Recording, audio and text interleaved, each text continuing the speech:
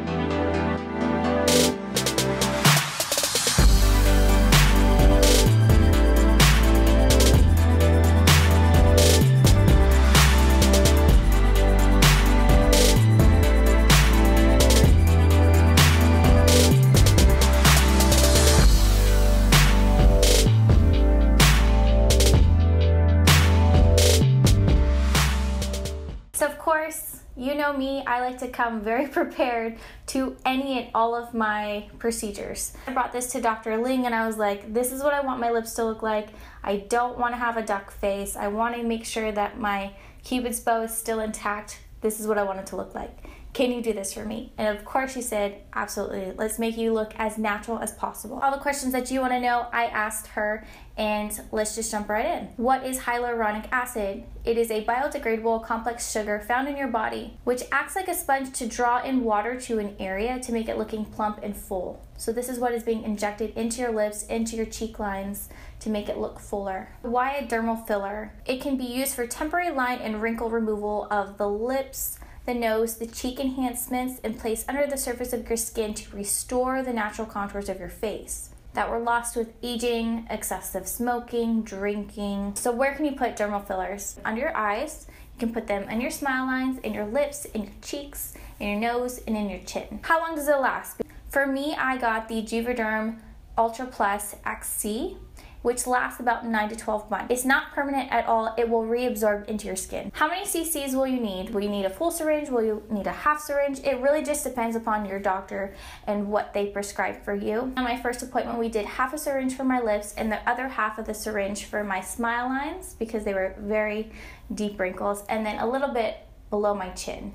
And then when I went the second time, because I just wanted a little bit more plumpness, we did another 0.25 to round out the top lip and a little bit more in the bottom lip. How much does it cost? Because it's expensive.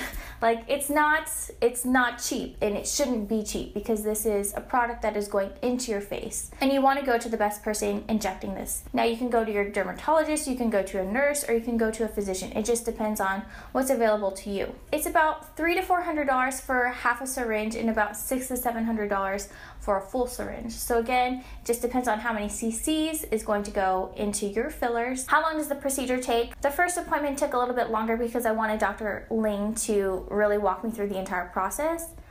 So that took about 45 minutes, but when I went to the second appointment and she just put numbing cream, it was only about 15 minutes. What do you need to avoid 72 hours before your procedure? Alcohol, aspirin, anti-inflammatories. You definitely want to take Arnicare 3 days prior to your procedure because you want to prevent as much bruising as possible. It's the exact same for your aftercare as well. Continue to take Arnicare cream to promote healing process. Are there any side effects? It's, you might get them, you might not get them, but the possible side effects is redness, firmness, pain, swelling, bumps. For me personally, I only had a little bit of swelling and bruising at the bottom of my lip here. Of course, you want to know, does it hurt? Because mama is a baby.